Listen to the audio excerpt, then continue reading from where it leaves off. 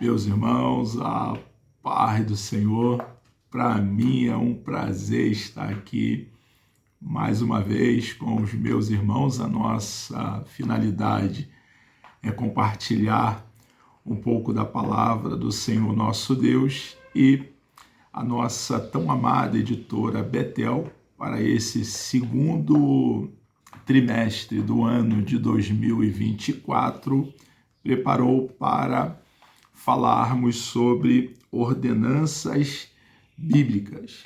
A primeira lição falamos sobre o batismo nas águas, a segunda lição falamos sobre a ceia do Senhor e na lição de número 3 nós hoje vamos falar sobre ordenança para congregar e prestar culto racional. Vai ficar bem claro no decorrer do conteúdo dessa preciosa lição que é de extrema relevância congregarmos, irmãos, ter líderes que responda por nós, que cuide de nós, que se preocupe com cada um de nós e nós como membros do corpo de Cristo precisamos, irmãos, estar juntos, semanalmente juntos.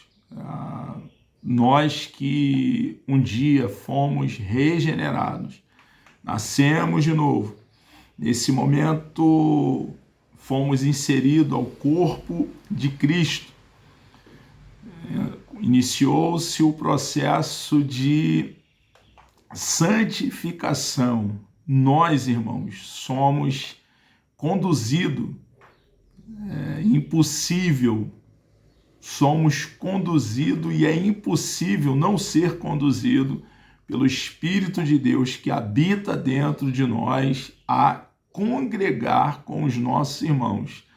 Há uma necessidade grande em nós, entendendo que o corpo de Cristo é orgânico, é vivo, é composto por muitos membros. Os membros são cristãos regenerados, que foram inseridos a esse corpo, foram justificados e estão em um processo de santificação. Nós que temos o Espírito de Deus dentro de nós, somos conduzidos, irmãos, a congregar, a estar junto com os nossos irmãos.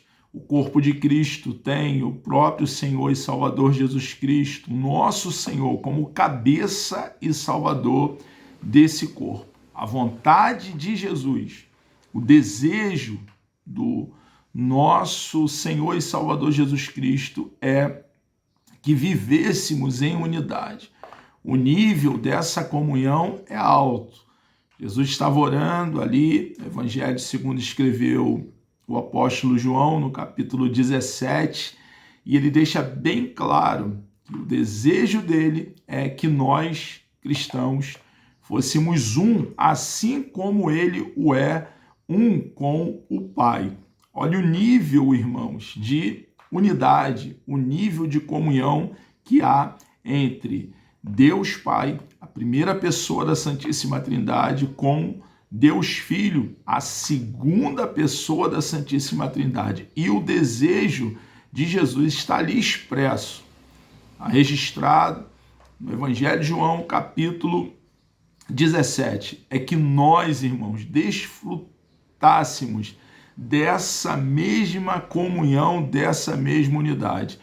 A unidade entre nós, cristãos, o estarmos juntos, estarmos aí desejosos de nos encontrarmos, nos abraçarmos, olharmos na face do nosso amado irmão, ajudar, ser ajudado, é tão importante, irmãos. A doutrina jamais poderá ser removida. Tão importante que a igreja que ali estava no primeiro século, na cidade de Corinto, estavam participando da ceia e participavam, alguns estavam enfermos, doentes, outros já dormiam, outros já haviam morrido, porque não entenderam a importância dessa comunhão, dessa unidade, e participavam, tendo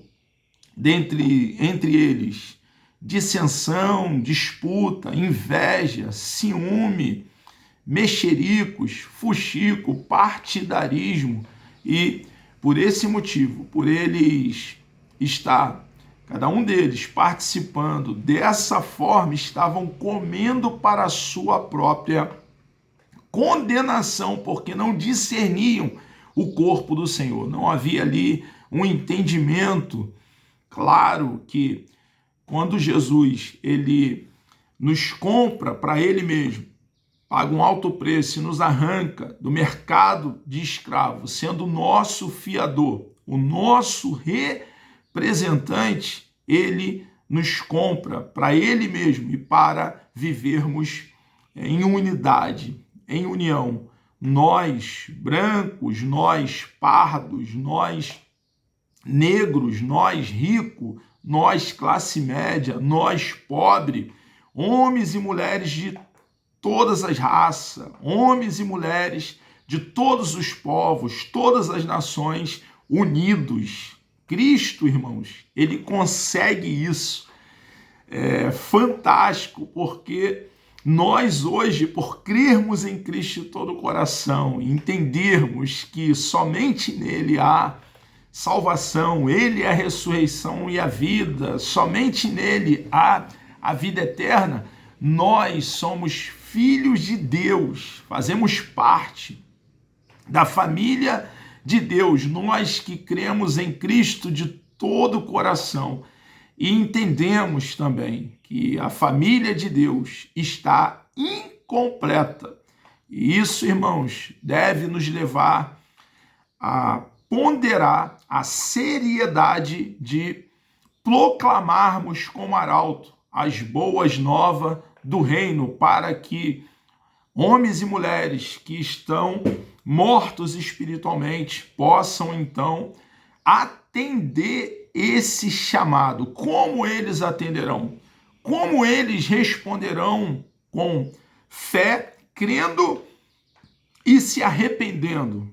Como que eles, assim como nós um dia estávamos mortos espiritualmente, virão para Cristo?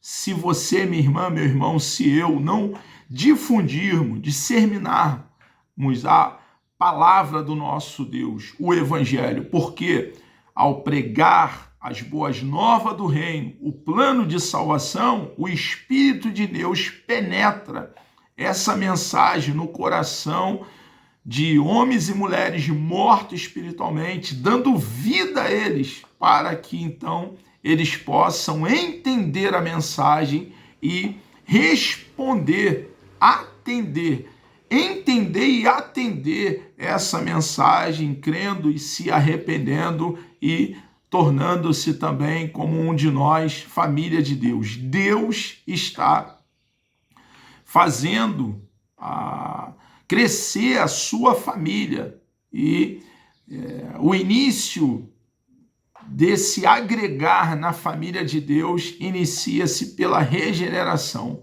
Como? Homens e mulheres nascerão de novo se nós, a igreja, irmãos, não cumprirmos o nosso papel de proclamar a salvação a todos os moradores do planeta Terra. Então, pesa sobre os nossos ombros, irmãos, a responsabilidade de congregar, estar unido e consciente da nossa responsabilidade, do nosso chamado, da missão que pesa sobre nós, pregarmos o Evangelho. E para isso precisamos, irmãos, estar juntos, atrelados como membros de um corpo que, como eu já falei, reitero por uma fixação, tem o nosso Senhor e Salvador Jesus Cristo como cabeça e salvador desse mesmo corpo. Então hoje nós vamos aqui caminhar tendo esse tema precioso que a nossa editora Betel preparou para nós, ordenança para congregar.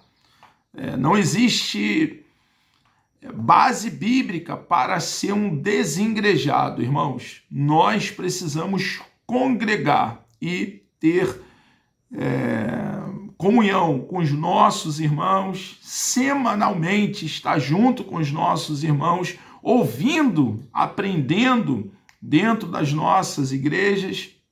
E nesse momento, igreja, eu estou fazendo referência ao edifício, à nave, para aprender a palavra de Deus e edificar aquele também que nos ouve, ser edificado ouvindo aqueles que nos instruem. Então, há uma grande importância de nós congregarmos e prestarmos um culto racional com entendimento, como a palavra de Deus nos orienta. Texto áureo: rogo-vos, pois, irmãos, pela compaixão de Deus, que apresentei os vossos corpos em sacrifício vivo, santo e agradável a Deus, que é o vosso culto racional. Romanos capítulo 12, versículo 1. Verdade aplicada, uma característica marcante do nascido de novo, daquele que passou pelo ato do novo nascimento, da regeneração, é o desejo que nós falamos no início. É o desejo de estar reunido com o povo de Deus. Irmãos, é impossível aos regenerados não sentir esse desejo, irmãos. Não sentir falta de estar junto, congregando, de ter, como eu já falei, líderes que respondam por nós, que cuidam de nós, que nos alimenta, que trata de nós. É impossível, irmãos. E nós também ajudarmos os nossos líderes no cuidado com os nossos irmãos e ser cuidado também pelos nossos amados irmãos. Todos nós somos carentes, necessitados de estarmos juntos. Então, o regenerado sente esse desejo. O cristão que nasceu de novo sente esse desejo de estar junto e congregando. O objetivo da lição são 3. Primeiro, mostrar que não devemos deixar de congregar. Falar também sobre não perder o desejo de congregar. E destacar que precisamos prestar culto racional a Deus. O texto de referência aqui são 2 textos. O primeiro está em Salmos, Salmo 84, o versículo 3 e o versículo 4, também o versículo 10, e Hebreus, capítulo 10, versículo 25. Vamos aqui ao primeiro texto. Até o pardal encontrou casa, e a andorinha ninho para si e para a sua prole, junto dos teus altares, Senhor dos exércitos, Rei meu e Deus meu. Bem-aventurados que habitam em tua casa, louvar-te-ão continuamente, porque vale mais um dia nos teus átrios do que em outra parte 1000. Preferiria estar à porta da casa do meu Deus a habitar nas tendas da impiedade. Não deixando a nossa congregação, como é costume de alguns, antes admoestando-nos uns aos outros, e tanto mais quanto vedes que se vai aproximando aquele dia. Introdução. Muitos deixam de congregar por qualquer motivo, por situações, irmãos, extremamente banal, por nada, deixam de congregar. Isso deixa bem claro que pouco valorizam o nosso Senhor e Salvador Jesus Cristo, porque a obra de Deus é de Deus, irmão. Ele é o dono e nós precisamos olhar para Ele, buscá-lo e viver de forma a agradá-lo diariamente. E não devemos aí ficar de lugar a lugar. Pelo contrário, irmãos, nós precisamos fixar em um lugar e ficar ali. Deus tem um plano na nossa vida e Ele vai desenvolver esse plano no lugar onde nós estamos. Se porventura nós que temos um chamado de Deus, cada um de nós cristãos, um chamado específico. É claro que todos nós temos um chamado geral, que é para ir e pregar o evangelho e ensinar a palavra de Deus, é um chamado geral, mas nós que temos um chamado específico da parte de Deus, e Deus tem uma obra grande na nossa vida, se em algum momento alguém se colocar no caminho de Deus, de maneira a querer atrapalhar a obra que Deus tem na tua vida, minha irmã, meu irmão, na minha vida, o próprio Deus arranca essa pessoa daí, chega ele para o lado, tira ele daí. E se Deus ele quiser que congreguemos em uma outra igreja, não essa que nós estamos, o próprio Deus nos tira com raiz e tudo. E quando ele tira o nosso próprio Deus, ele nos tira com raiz e nos planta em outro lugar e a obra permanece. Porém, irmãos, é muito provável que a obra que Deus tem conosco é onde nós estamos, irmãos. Não existe igreja perfeita. A igreja do primeiro século era uma igreja onde havia ali a manifestação dos dons espirituais. Paralítico andava em nome de Jesus, cegos enxergavam, surdo ouvia, mudo falava fluentemente, leprosos eram limpos, mortos de 4 dias voltavam a viver em nome de Jesus. Jesus fazia esses milagres. No entanto, grande parte do Novo Testamento foi escrito para corrigir problemas dentro dessa mesma igreja, no primeiro século. Irmãos, se lá no primeiro século, na igreja dos primórdios, era dessa forma, imagina hoje, irmãos, nós não vamos encontrar uma igreja perfeita. E se há uma igreja perfeita, ela é perfeita até eu chegar nela. O dia que eu cruzar a linha da porta, irmãos, ela deixa de ser perfeita, porque você e eu não somos perfeitos, irmãos. Nós erramos mais do que acertamos. Então, não podemos deixar de congregar por qualquer motivo. Nós precisamos, irmãos, orar a Deus, precisa ser tema do nosso clamor, da nossa oração, pedir a Deus para que o fruto do Espírito de Deus, as suas qualidades, as suas virtudes, cresça dentro de nós e amadureça dentro de nós. Por quê? Porque se você, minha irmã, meu irmão, eu, tivermos o fruto do Espírito crescendo dentro de nós, nós vamos ser flexíveis com os nossos irmãos, vamos ceder, vamos tolerar e vamos congregar. E não vamos aí buscar sair da nossa congregação por motivos vazios, motivos tolos, mas vamos entender que o nosso Deus nos chamou por uma grande obra e ele, o próprio Deus, ele não pode ser frustrado, ele não pode ser parado, irmãos, com relação a essa obra que ele tem na vida de cada um de nós. Nós fazemos parte, com a nossa pequena história, particularmente como cristão, de uma história bem maior que Deus está levando a cabo. Deus quer que você e eu anunciemos as boas novas do reino, para que o reino dele aqui na terra se expanda.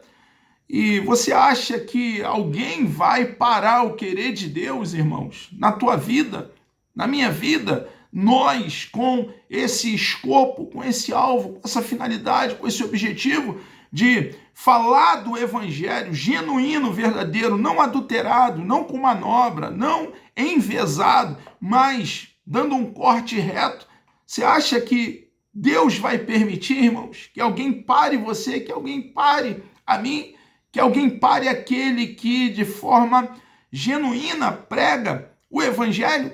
Quando alguém fechar uma porta, Deus abrirá 10 portas para você continuar ensinando, pregando, evangelizando, fazendo a obra de Deus, irmãos. A obra é dele, a obra é de Deus.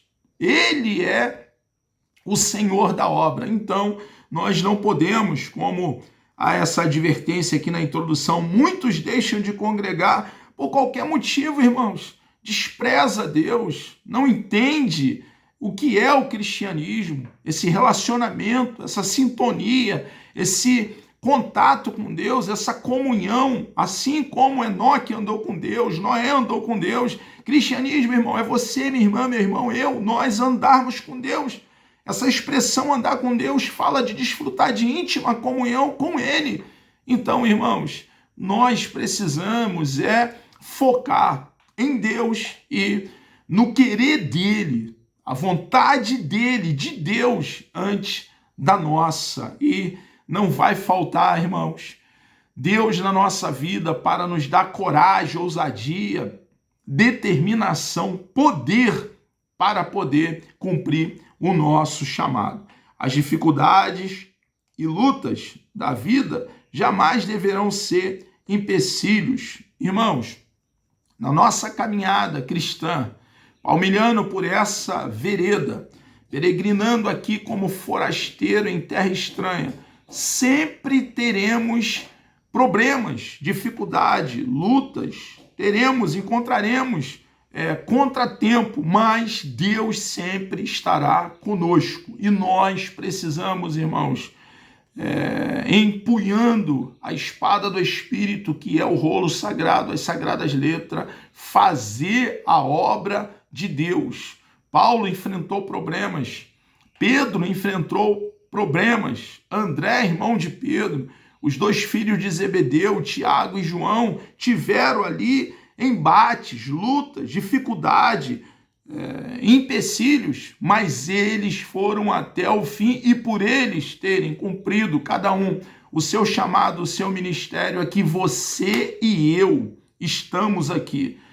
Por eles não terem recuado, por eles terem permanecido, cumprindo a sua missão, é que o Evangelho nos alcançou e nós hoje aqui estamos, irmãos, para alcançar outras vidas assim como nós fomos alcançados e alcançar outras vidas, cumprindo a nossa missão, propagando as boas novas do reino. As dificuldades, as lutas da vida jamais deverão ser empecilho ou também desculpas para alguém deixar de participar das atividades da igreja, irmãos. Nós precisamos, irmãos, entender que é muito importante estarmos juntos e não devemos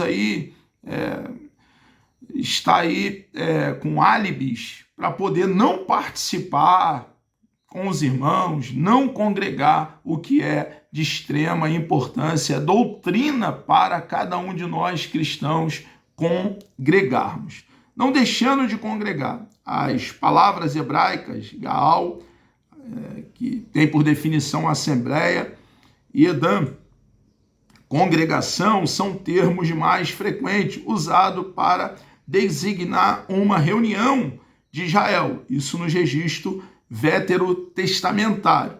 Essas palavras, tanto a Gaal como Edam, fala de congregação, assembleia, designa uma reunião de Israel com um propósito religioso. A definição no português para congregar é ficar junto, juntar-se, reunir-se, ligar-se, misturar-se, agrupar-se para cobertura espiritual. É o desejo de Deus para nós cristãos, povo de Deus que cremos em Cristo de todo o coração, ligar-se, misturar-se, agrupar-se, congregar. É o desejo de Deus para nós. A palavra de Deus nos esclarece que precisamos congregar. Efésios, capítulo 4, versículo 16. Hebreus, capítulo 10, versículo 25. Um membro fortalece o outro. Nós estamos para nos ajudar. Nós, como família de Deus, estamos falando aqui para a igreja, doutrina para nós, a igreja. Precisamos nos ajudar. Precisamos nos preocupar com os nossos irmãos. Um membro fortalece o outro. E Cristo, que é o cabeça, o salvador do corpo, fortalece todo o corpo, todo o rebanho. Dele vem a nossa seiva, dele vem a nossa nutrição. Ele está conosco no momento de maior dificuldade, irmãos, momento de luta, de empecilho, de contratempo. Podemos contar com um Deus vivo, todo-poderoso, que está conosco, com a igreja, até a consumação dos séculos. O que significa igreja e a sua missão? Igreja significa união de todos aqueles que foram escolhidos e chamados por Deus, como eu já falei, pessoas de várias nações, nacionalidades, aqui no planeta Terra. Em Cristo, todos que cremos em Cristo de todo o coração, nos tornamos família de Deus e somos um, irmãos. É o desejo de Cristo para nós, a igreja, os quais, pela ação do Espírito Santo, creem que Jesus Cristo é o Filho unigênito de Deus. Como que nós chegamos a crer em Cristo de todo o coração e crer que Ele é o eterno Filho de Deus, o unigênito Filho de Deus? Foi pela ação do Espírito Santo dentro de nós, irmãos. Como que atuou a ação do Espírito Santo dentro de nós? Atuou porque alguém pregou o Evangelho para nós, nos fez entender o plano de salvação e nós atendemos ao chamado. Não prevaricamos, não faltamos ao dever. Como que os nossos vizinhos, aqueles que estão lá fora, que não professam ainda a mesma fé que nós, eles terão o Espírito de Deus, a terceira pessoa da Santíssima Trindade, trabalhando neles, se você e eu não cumprirmos a nossa missão?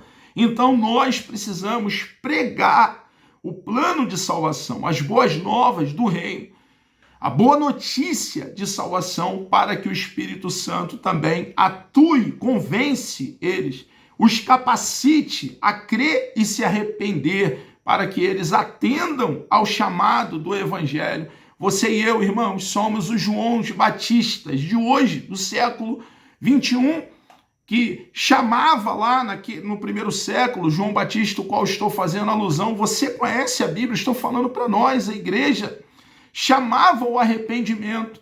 Lá está o nosso referencial, o nosso padrão. Nós devemos hoje, no século 21, chamar aqueles que estão aí vivendo uma vida dissoluta, desregrada, ao arrependimento. Mas para que eles venham, irmãos, é necessário que o Espírito faça uma obra tremenda dentro deles, como fez conosco quando nós ouvimos o Evangelho, e para que o Espírito atue dentro dessas vidas, irmãos, é necessário, irmãos, nós estarmos congregando, estarmos juntos, em um só entendimento, em um só propósito, e cumprir a nossa missão, que é proclamar como arauto as boas novas do reino, os quais, pela ação do Espírito Santo, creem que Jesus Cristo, observe que é uma ação do Espírito Santo dentro do espírito do homem, creem que Jesus Cristo é o Filho unigênito de Deus, que foi enviado a este mundo para redimir de seus pecados. É por isso que a igreja é definida como sendo o corpo de Cristo. Quando Paulo faz aí essa analogia da igreja como o corpo de Cristo, fica muito claro para nós. Um corpo humano tem muitos membros e cada um é indispensável. São membros que cumprem um papel diferente um do outro. Porém, para que esse corpo seja um corpo bem ajustado e saudável, é necessário que os membros estejam interligados uns com os outros, irmãos. Assim também somos nós, como membro do corpo de Cristo. Precisamos estar atrelados um ao outro para, então, cumprir a nossa missão a contento, como Deus deseja que essa missão seja estabelecida. E Ele, a sua cabeça, Jesus é a cabeça desse mesmo corpo. A palavra igreja traduz o latim eclésia, que por sua vez vem do grego eclésia, que basicamente significa assembleia pública ou algo como reunião dos que foram chamados. Então, esse termo grego, o termo grego eclésia, fala de assembleia, de congregação. E nós, como assembleia, como congregação, nós, como igreja, corpo de Cristo, temos uma missão, e essa missão é para fora. A eclésia precisa entender, a igreja que somos nós, precisamos entender o nosso chamado e cumprir o nosso chamado. Não prevaricar, não negligenciar o nosso chamado, mas cumprir. Proclamar a boa notícia de salvação. É também comum, né? Nós ouvimos que a igreja significa chamado para fora, pela combinação das duas palavras que significam no grego original, chamar e fora, pela combinação dessas palavras. A missão da igreja, em primeiro lugar, é evangelizar, irmãos. Evangelizar é anunciar o evangelho, e evangelho é boas novas, é a boa notícia. Qual é a má notícia, irmãos? A má notícia é que o nosso papai Adão, a nossa mamãe Eva, eles deliberadamente viraram as costas para Deus e deram ouvido ao diabo. E eles caíram. A má notícia é que o pecado do nosso papai Adão, nós herdamos esse pecado e tivemos a sua culpa imputada.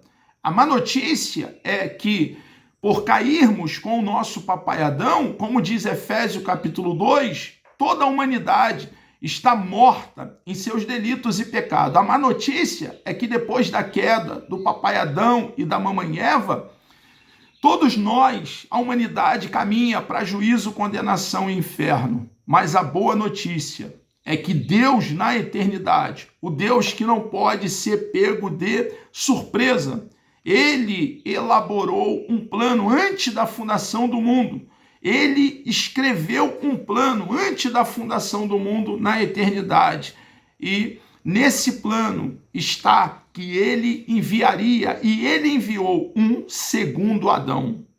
E assim como nós tivemos a culpa do primeiro Adão imputada a nós, o segundo Adão, como está claro em 1 Coríntios capítulo 15 e em Romanos capítulo 5, o segundo, o último Adão, levou sobre ele a nossa culpa, foi o nosso representante, foi o nosso fiador, e ele lá naquele madeiro, naquela cruz, no Gólgota, lugar da caveira, no Calvário, que na ocasião estava fora dos muros de Jerusalém, ele quitou a nossa dívida com Deus Pai. E quando cremos nele de todo o coração, a justiça de Cristo, do segundo Adão, nos é imputada. Isso fala de justificação, e só dessa maneira nós, uma vez justificado, como Romanos capítulo 5, versículo 1, está registrado, nós que estávamos longe, que eram inimigos de Deus, nós, uma vez justificado, estamos próximo de Deus, como família de Deus, filho de Deus, e hoje, uma vez justificado, desfrutamos de paz com Deus. Irmãos, nós, quando evangelizamos, nós trazemos o evangelho, a boa notícia de salvação, que o homem que hoje, sem Deus, caminha para juízo, condenação e inferno, precisa responder ao evangelho, precisa atentar para essa boa notícia, para que possa ter essa caminhada completamente modificada e, ao contrário, de caminhar para juízo, condenação e inferno, por crer em Cristo de todo o coração, caminhar para a eternidade e passar toda a eternidade com Deus. Essa é a mensagem, irmãos, que nós devemos proclamar. A missão da igreja, em primeiro lugar, é evangelizar o mundo. Em segundo lugar, para os crentes cultuarem e adorarem a Deus. Nós precisamos entender que há uma importância, irmãos, de nós adorarmos e cultuarmos o nosso Deus. O nosso Deus, ele não tem necessidade. Não há nada fora dele que ele precise. Ele é um Deus completo em uma trindade, a pessoa do Pai, a pessoa do Filho, a pessoa do Espírito Santo. São co-iguais, co-eterno, coexistentes. Não há uma hierarquia. Deus, irmãos, ele não tem necessidade, porém, ele nos criou o ser humano para a sua própria glória, para a glória de Deus. E nós em Cristo, irmãos, entendemos que nós devemos diariamente em todos os nossos atos, atitudes e ações, glorificar o santo nome de Deus. Então, irmãos, esse glorificar a Deus passa também por estarmos unidos, entendendo, irmãos, que essa unidade, essa comunhão é a vontade de Deus para os seus filhos. Em terceiro lugar, como ele coloca aqui, para praticar a mordomia cristã, ajudando a igreja e ao próximo. Irmãos, nós somos mordomos. Tudo que temos é do nosso Deus. Nosso Deus nos deu para poder gerir, para poder administrarmos a nossa casa, nosso veículo, nossa esposa, os esposos, os nossos filhos, os nossos netos. Tudo que temos, irmãos, nós precisamos entender que nós somos mordomos, recebemos da parte do nosso Deus e precisamos aí ajudar aqueles que precisam. Claro que nós não vamos conseguir ajudar a todos, porém, precisamos ajudar aqueles que estão próximo de nós, que temos condições de ajudar. Não podemos esquecer a doutrina da mordomia. Em quarto lugar, para o ensino, o discipulado e aprendizado da vida cristã, para que cada crente chegue à medida da estatura de Cristo e à unidade na fé. Nós, irmãos, quando nós ensinamos, quando nós discipulamos, nós estamos edificando, irmãos, amadurecendo os nossos irmãos na fé. Quando nós ouvimos doutrina, quando nós ouvimos a palavra pregada dentro das nossas igrejas, irmãos, nós também estamos sendo edificados. É como lâmina, um cristão vai afiando o outro cristão, e esse afiar, como uma lâmina, polindo um ao outro, vai perdurar enquanto durar a nossa peregrinação. É uma ordem do nosso Senhor e Salvador Jesus Cristo. Ide, ensinai, fazei discípulos de todas as nações, e essa ordem é para todos nós. Você, minha irmã, meu irmão, é uma ordem geral para todos nós, é um chamado para toda a igreja. Os que habitam na casa do Senhor são bem-aventurados. Irmãos, como é feliz congregar, estarmos juntos, irmãos. Assim como o salmista, ele deixou bem claro e pediu ao Senhor e buscou que gostaria de morar na casa do Senhor para contemplar a formosura do Senhor e aprender no seu templo. Nós precisamos ter essa mesma postura. Como é bom e agradável que os irmãos vivam em união. Precisamos, irmãos, buscar maturidade espiritual em Deus para vivermos em união. Vai exigir muito de nós flexibilidade, ceder um pouco, irmãos, porque somos diferentes. Cada um de nós temos uma impressão digital diferente, única. A minha impressão digital é só minha.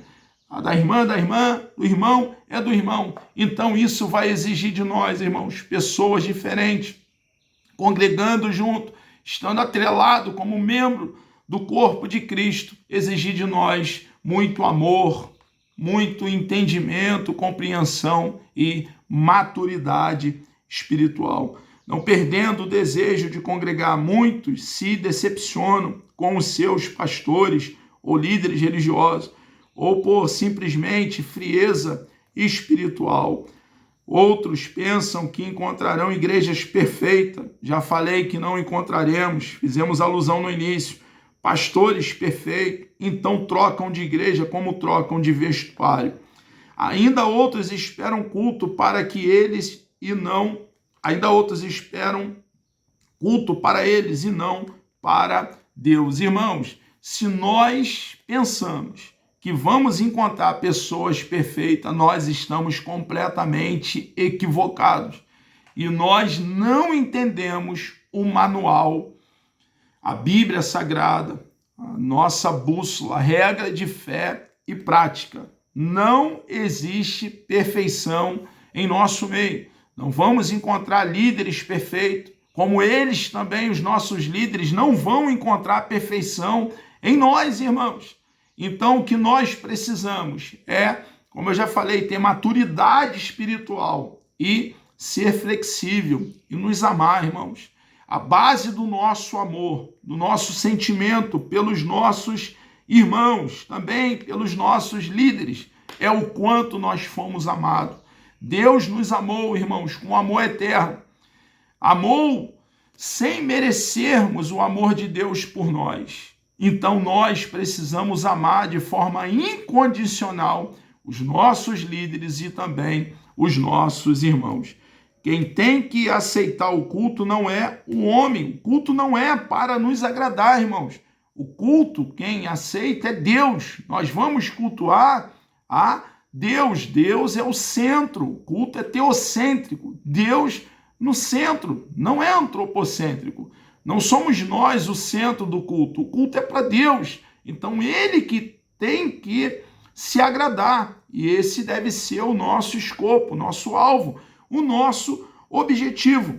Quem tem que aceitar o culto não é o homem, mas sim o dono do culto, que é Deus. Não é a igreja que salva, mas contribui. Nós estamos para o aperfeiçoamento dos santos, para ir nos afiando, como eu falei, como uma lâmina, nos polindo, nos ajudando, nos fortalecendo, mas a igreja não salva, a salvação está em Cristo, e somente nele, nenhum outro. Ele é o caminho, a verdade e a vida, a ressurreição e a vida, ele é a porta, ele é a escada que liga a terra aos céus. Somente nele, nosso Senhor e Salvador Jesus Cristo, há salvação e nenhum outro, irmãos. A igreja contribui, ajuda, prega o evangelho. Então nós, irmãos, precisamos estar arraigado e fundamentado, plantado, irmãos, nele, dentro dele, o nosso Senhor e Salvador Jesus Cristo. Isso eu não tenho a menor dúvida, que a salvação está em Cristo e a igreja tão somente contribui. Consequências ao deixar de congregar. As consequências ao deixar de congregar são as piores, irmãos. Ficamos mais vulneráveis às astutas ciladas do inimigo. Deixar de congregar já é uma cilada do inimigo. O diabo tem engodado, enganado a muitos. Perdemos a comunhão dos irmãos. Deixamos de participar da ceia do Senhor, que é uma ordenança. A ceia do Senhor, assim como o batismo nas águas, são duas ordenanças que nós temos. Deixamos de trazer todos os dízimos à casa do tesouro. O dízimo é uma doutrina bíblica, assim como a oferta e a contribuição, doutrina que jamais poderão deixar de ser, jamais serão removidas. E nós precisamos, irmãos, contribuir, ajudar. A igreja não tem nenhuma ajuda do governo, irmãos, nenhuma ajuda do governo.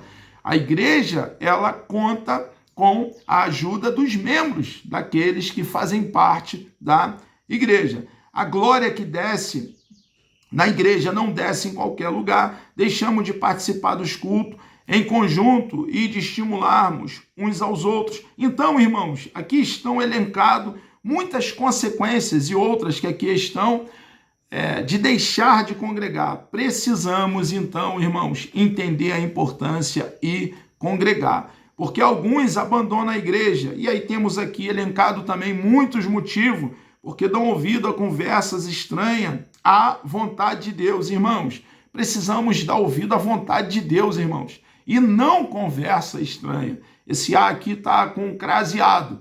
Então, por que muitos abandonam a igreja? Porque dão ouvidos a conversas estranhas à vontade de Deus. Dão ouvido a mexerico, fuxico, ao contrário de dar ouvido à palavra do Senhor, nosso Deus. Porque uma vez nós estudando a palavra de Deus, e o escopo do estudo, irmãos, o alvo do estudo é nos levar a uma prática, irmãos, a uma ação prática na nossa vida. Se dessemos ouvido à palavra do nosso Deus, o nosso manual, a Bíblia Sagrada, nós não estaríamos aí dando ouvido a fuxico, mexerico, a aqueles cegos que estão aí guiando outros cegos, e quando um cego guia o outro cego, ambos caem em um abismo. Precisamos dar ouvido à vontade de Deus para a nossa vida e não abandonar a congregação como é costume de alguns.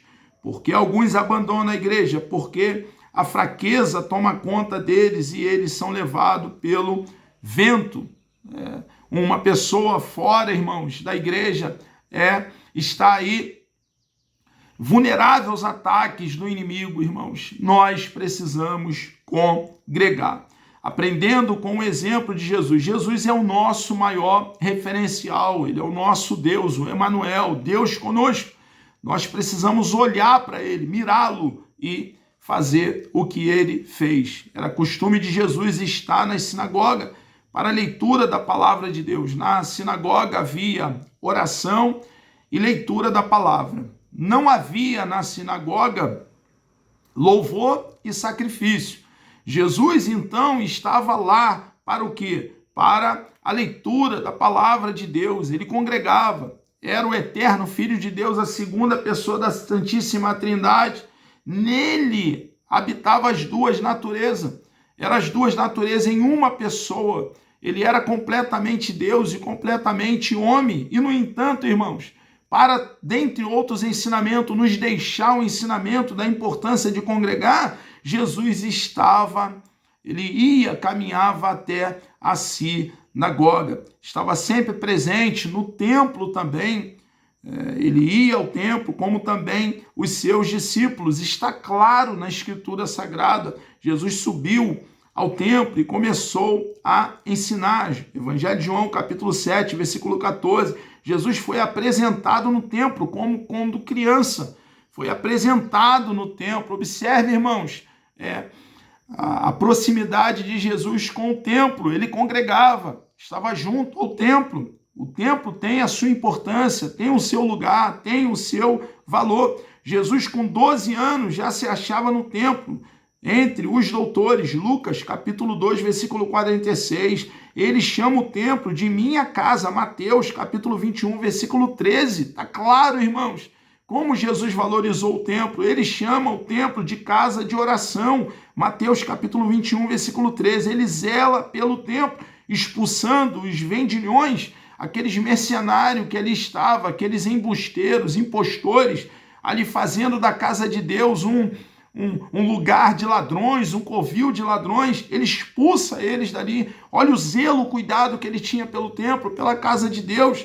Os discípulos não se ausentavam do templo, estavam lá nas orações diurnas, ao ponto de, em Atos capítulo 3, Pedro e João encontrarem um coxo na porta chamada Formosa. Lá estava o coxo pedindo esmola, e eles não deram esmola, mas deram o que tinham, o poder de Deus para curá-los. Então, irmãos, fica claro, irmãos, a importância do templo, de estarmos juntos na igreja, oferecendo um culto racional. O culto, Romanos capítulo 12, versículo 1, no grego, atreia, indica originalmente serviço de Deus, isto é, adoração, é um serviço a Deus que nós prestamos quando cultuamos.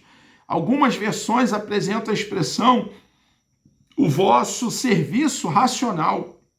O culto racional, espiritual, está sendo trocado por um culto sentimental, onde são as emoções que falam mais alto. A emoção não é um mal, irmãos. Nós temos emoções porque somos seres humanos. Cadeira não tem emoção, janela não tem emoção, parede não tem emoção. Seres humanos, nós temos emoção. O problema é o emocionalismo, é a emoção em descontrole. Aí é um mal, é um problema. Porém, o culto, irmãos, ele deve ter mais do que emoção, deve ser algo racional, deve ser algo com entendimento, onde a palavra de Deus é ministrada e ouvida com entendimento. Precisamos, irmãos, ter a postura dos bereanos, analisar, avaliar, julgar tudo o que é falado. Observe que os bereanos, eles estavam julgando, analisando, avaliando aquilo que o apóstolo Paulo pregava, para ver se o que o apóstolo Paulo estava pregando tinha coadunação, coerência com a palavra de Deus. E Essa postura foi elogiada pelo escritor de Atos dos Apóstolos, que foi o doutor, o médico Lucas, dizendo que eles, os bereanos, por ter essa postura de analisar à luz da Bíblia, tendo a Bíblia como um aferidor, o que o apóstolo Paulo estava pregando, foram mais nobres do que os de Tessalônica, irmãos. Se o apóstolo Paulo, irmãos, teve os seus ensinos analisados, avaliados pelos cristãos bereanos, imagina o que eu ensino, o que nós pregamos, irmãos. Então é uma postura madura. Isso fala de um culto racional, com entendimento, irmãos. Então nós precisamos, irmãos, entender. O racional aqui é o que procede da razão, que se baseia no raciocínio, com entendimento, dotado de inteligência, irmãos. Então é um todo, irmãos. Nós, quando cultuamos na igreja, precisamos nos dar para Deus. Nosso corpo, nossa alma, nosso espírito é um serviço para o nosso Deus. Sacrifício vivo, santo e agradável a Deus, sacrificar a vontade da carne para fazer a vontade de Deus. O cristianismo fala de uma vida de renúncia, abnegação, desprendimento, de tomarmos sobre nós a nossa cruz e seguir o nosso Senhor e Salvador Jesus Cristo. Culto racional está fundamentado na palavra de Deus. Culto lógico, que se adore a quem de direito e não aceite invenções ou entretenimento, irmãos. No culto precisa haver oração, precisa haver louvor e precisa haver tempo e um bom tempo para a palavra, irmãos. O rolo sagrado, as sagradas letras. Nós vamos sofisticando tanto e esquecemos das coisas elementares, irmãos, basilar do evangelho, que é de extrema importância, o que eu já acabei de fazer alusão, oração, louvor, estudo da palavra de Deus com seriedade. O evangelho é simples, deve ser compreensível, acessível ao mais inculto e iletrado da congregação. Em Romanos capítulo 12, versículo 1 e 2, 3 coisas são pedidas acerca do culto racional. Quais? Vivo, de forma vigorosa, irmãos. Existe lá fora hereges pregando mentira como se fosse verdade. Como que você e eu vamos pregar a verdade? É bem provável, sabe? Talvez ele tenha ressuscitado. Eu acho que Jesus vai arrebatar a igreja. Meu irmão, 1000 vezes não, irmão. De posse da adaga do Espírito, da espada do Espírito, que é a palavra de Deus, precisamos pregar a verdade com coragem, com ousadia, meu irmão, minha irmã, com firmeza. Ele veio para nos salvar, morreu e ressurgiu dentre os mortos no domingo pela manhã, no primeiro dia da semana, e ressurgiu para a imortalidade. E ele está vivo, e é o único caminho que conduz à eternidade. Ele é o único mediador entre nós e o nosso Deus, irmãos. Ele é o sumo sacerdote, segundo a ordem de Melquisedeque, e ele adentrou ao santo dos santos, aos céus, como o oficiante à oferta. Ele foi o sumo sacerdote e apresentou diante de Deus a oferta, e a oferta foi o seu próprio precioso sangue, não um sangue como o seu, minha irmã, meu irmão, meu, contaminado pelo pecado, mas foi um sangue puro, sangue do eterno Filho de Deus, que nos resgatou do mercado de escravo, que nos remiu, nos redimiu e nos comprou para Deus, irmãos. Hoje somos propriedade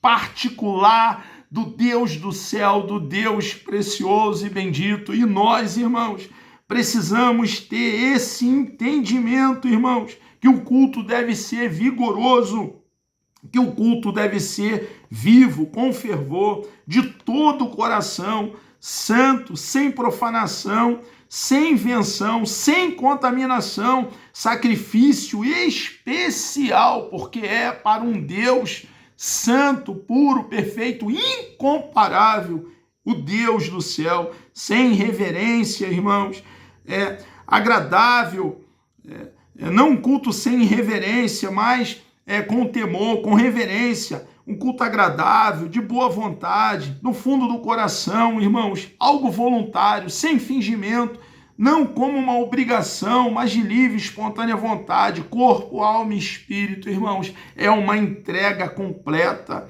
Deus está à procura de verdadeiros adoradores. Nós, irmãos, precisamos entender que o nosso culto deve ser uma entrega de alma para o nosso Deus. Eu estou falando entrega de alma no sentido de entrega da tônica da nossa vida, da essência da nossa vida, uma entrega completa de todo o nosso ser. Só ao Senhor adorarás e só a Ele prestarás culto. Só o nosso Deus, irmãos, o Deus único, onisciente, onipresente, onipotente, Ele tem todos os atributos, o nosso Deus, necessário para receber de nós um culto magnífico e cheio de todas as honras, respeito e temor.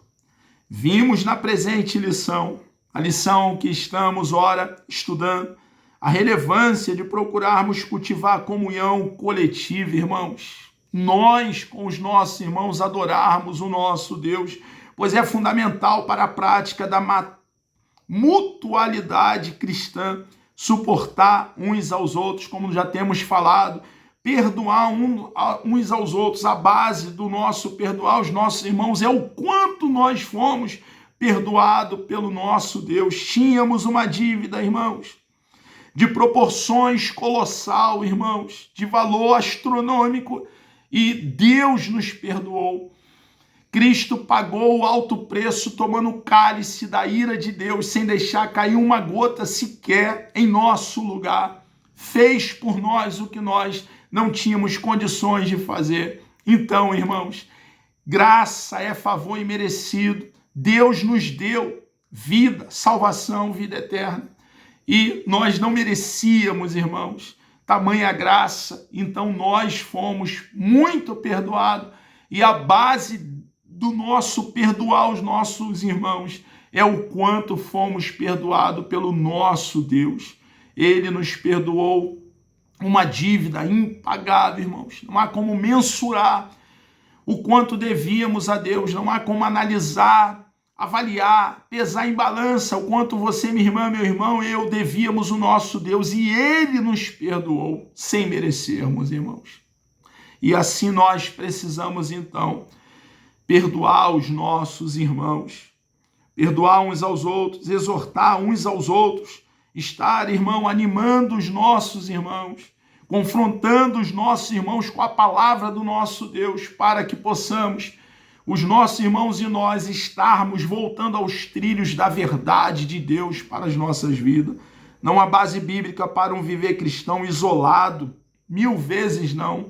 Não há base bíblica para um viver cristão isolado como um eremita no cume do outeiro, irmãos. Não. O nosso Senhor e Salvador Jesus Cristo, ele subia ao monte, mas o mesmo Jesus que subia ao monte, ele descia do monte para estar junto com os discípulos, também para se envolver na sociedade. Nós, como cristãos, seguidores de Cristo, semelhante a Cristo, precisamos ter o nosso tempo de busca no lugar secreto da doce oração, mas nós precisamos, irmãos, congregar com os nossos irmãos e nos envolver em meio à sociedade para ganhar almas para o nosso amado Deus. Não há base bíblica para um viver cristão isolado, indiferente aos demais irmãos. Este importante aspecto da vida cristã está intimamente conectado com a adoração a Deus de forma integral. Nós, irmãos, para adorarmos o nosso Deus de forma integral, precisamos adorar junto com os nossos irmãos, e isso fala de assembleia, de congregar, de estar junto com os nossos irmãos adorando o nosso Deus. Afinal, somos um só em Cristo. Meus irmãos, chegamos aqui ao término de mais uma pré-aula. Querendo o nosso bom Deus, Deus me dando vida, até lá, na próxima lição, a lição de número 4, falaremos sobre ordenança quanto à contribuição financeira. Que Deus vos abençoe. Vamos orar? Deus amado, nós louvamos o teu nome, engrandecemos a tua pessoa bendita. Obrigado, meu Deus, por esse momento que o Senhor nos concede aqui estarmos, pregando a tua palavra com verdade, anunciando as boas novas do reino, falando da boa notícia, meu Deus, falando do plano de salvação, cumprindo, ó Pai, a missão que pesa sobre cada um de nós, a tua igreja. Continue nos dando poder, unção, ó Pai. Continue nos dando coragem, ousadia, firmeza na tua palavra. Meu Deus, peço uma bênção especial, por favor, meu Deus, sobre cada um dos teus filhos que estarão participando dessa pré-aula. Obrigado, ó Pai, por esse momento tão abençoado. Ó Deus, nos dê um dia na tua presença. Nós assim oramos, ó Pai, e lhe agradecemos por tudo, em nome de Jesus.